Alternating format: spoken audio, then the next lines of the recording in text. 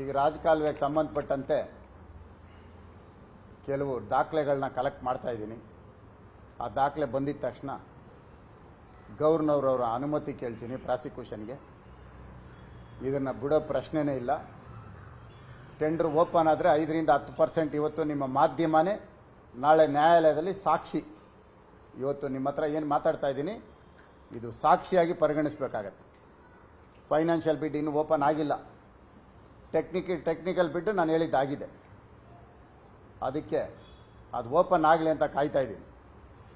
ಈಗಾಗಲೇ ಅದಕ್ಕೆ ಸಂಬಂಧಪಟ್ಟಂತೆ ಇಡಿ, CBI, ಗವರ್ನರ್, ಲೋಕಾಯುಕ್ತ ಎಲ್ಲ ಕಡೆ ಕೊಟ್ಟಿದ್ದೀನಿ.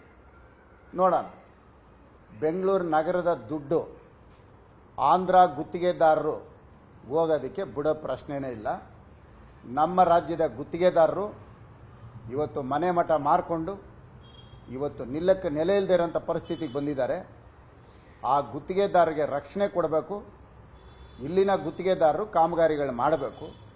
ನಿಮ್ಮ ಹಣದ ವ್ಯಾಮೋಹಕ್ಕೆ ಪರ ರಾಜ್ಯದ ಗುತ್ತಿಗೆದಾರಗಳನ್ನ ತಂದು ಇಲ್ಲಿ ಬೆಳೆಸೋವಂಥ ಕೆಲಸ ಆಗಬಾರ್ದು ಅನ್ನೋದು ನನ್ನ ಉದ್ದೇಶ.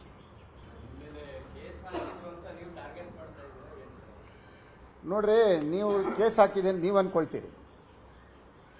DK ಶಿವಕುಮಾರ್ ನನ್ನ ಬಾಂಧವ್ಯ ಸ್ನೇಹ ಇವತ್ತಿಂದಲ್ಲ, ಇದು ಗೊತ್ತಿರಲಿ. ನೀವು ಯಾರಾದರೂ ಏನಪ್ಪ ಮುನಿರತ್ನ MLA, DK ಶಿವಕುಮಾರ್ ಉಪಮುಖ್ಯಮಂತ್ರಿ, ಅದು ಸುಳ್ಳು. ನಾವಿಬ್ಬರು ಬೆಂಗಳೂರು ನಗರದಲ್ಲಿ ಓಡಾಡುವಾಗ ಇದ್ದಂಥ ವಾಹನಗಳು ಅಂಬಾಸೆಡ್ರು, ಫಿಯೇಟು, ಲ್ಯಾಂಬ್ರೆಟಾ, ವೆಸ್ಪಾ, ಬುಲೆಟು, ಜಾವಾ, ಇಷ್ಟೇ ಬೆಂಗಳೂರು. ಆವತ್ತಿನ ಸ್ನೇಹಿತರುಗಳು ನಾವು, ಇದು ಗೊತ್ತಿರಲಿ. ಇವತ್ತಿನ ಸ್ನೇಹಿತರಲ್ಲ. ನನ್ನ ವಯಸ್ಸು 21, DK ಶಿವಕುಮಾರ್ ವಯಸ್ಸು 21ನೇ ವಯಸ್ಸಿನಲ್ಲಿ ನಾವಿಬ್ಬರು ಸ್ನೇಹಿತರು. ಬಹುಶಃ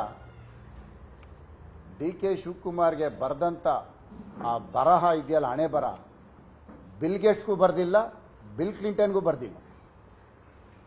ಯಾವುದೋ ಪೂರ್ವ ಜನ್ಮದ ಪುಣ್ಯ, ಒಳ್ಳೆಯದಾಗಲಿ.